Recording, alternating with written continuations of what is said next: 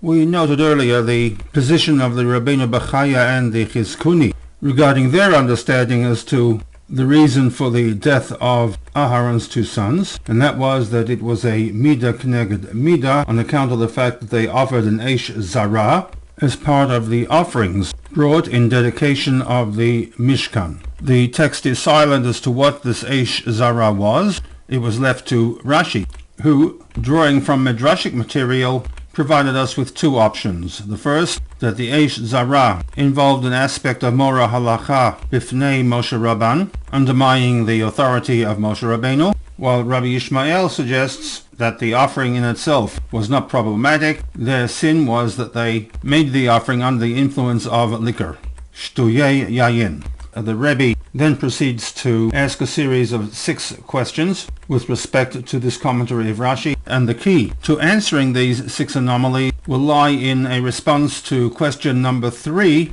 the issue of the headings, which theoretically must align itself with the commentary. In this situation does not. The entire commentary should be linked not to Pasuk 2, but rather to Pasuk 1. The information that Vayakrivu Lefnei Hashem Eish Zara and Eish Zara should have been the heading, which leads the Rebbe to suggest that it is the Vateitze Eish that is problematic, and in response to the Vateitze Eish that we will have 2 responses, one from Rabbi Eliezer, a Mora Halacha issue, and that of Rabbi Ishmael, an issue involving Shtuya Yayin.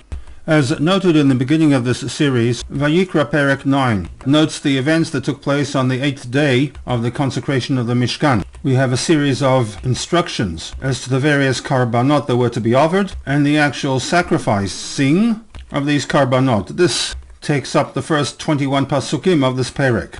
We are then informed of a blessing that the Kohen Gadol, in this case Aharon, gave to the people, and the Perek ends with the visual acceptance of the karbanot by HaKadosh Baruch Hu.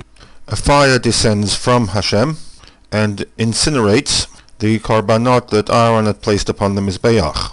When the people see this, they are overcome with joy and song.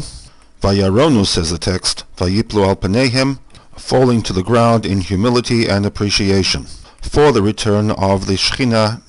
In the middle of all of this rejoicing, tragedy strikes. But Teitzei Eish Milifnei Hashem. After Nadav and Avihu offered their Eish Zara, fire emanates from God. Vayamutu Lifnei Hashem, and they die.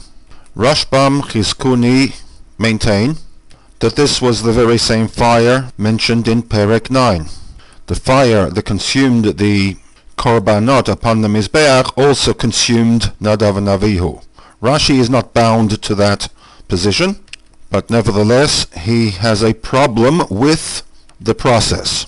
His problem is with the fact that on the one hand the Vateitze Eish brings an immense amount of good, and on the very same day a Vateitze Eish brings death to the 2 sons of Aharon. It is the polar opposites of the Vateitze Eish that Rashi feels there is a need to explain. Hence the heading, Vateitze Eish. As if to say, I am now going to address the anomaly of 2 polar opposites emanating from the same activity.